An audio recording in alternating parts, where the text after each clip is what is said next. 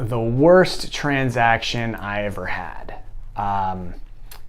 I would figure for me, the worst transaction I ever had was one where my clients were unhappy at the end.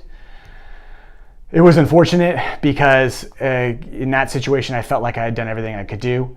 But that's what makes it the worst transaction, right? Is like you do something and then you feel kind of bad at the end and things happen. So what happened was they wanted to purchase property, and this was back in 2013-ish. So when the market's still kind of recovering, but there's tons of places on the market and there's not very many offers out there, way different than today.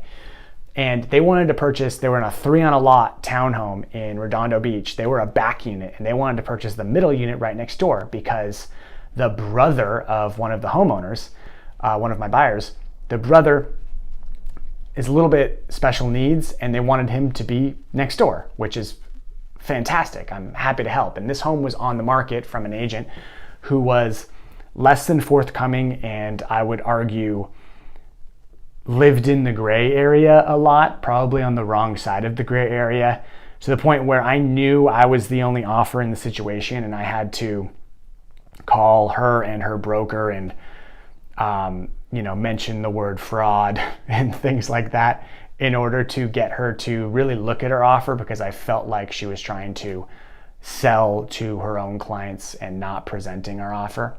So anyways, we got through that portion. We got through the process of getting into escrow. We're in escrow. We got the exact property my clients wanted. They didn't want any other property, right? They wanted to buy this house next door that shared a wall with theirs.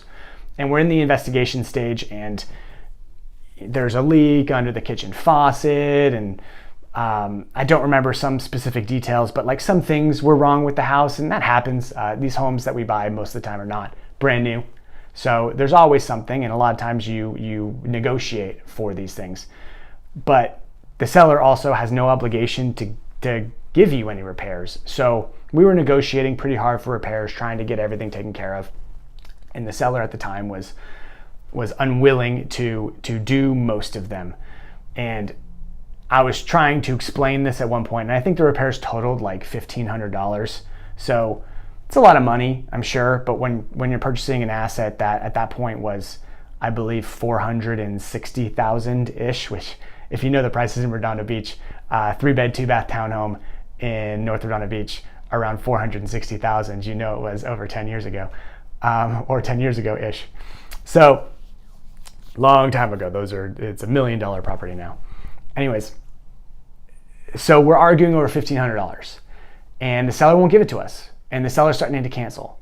So I'm explaining this to my clients. I'm like, they don't have any obligation to give you anything, and if you don't perform per the contract, they can now cancel, and they're threatening to do that. And my clients accused me of, working for the other side. Like who are you working for, Garrison? Was, I think, a direct quote that came out of their mouths at one point. And I didn't know what to say. I got off the phone. That was on the phone. I got off the phone at that point. I was pretty upset because I fought hard to get this particular place into escrow.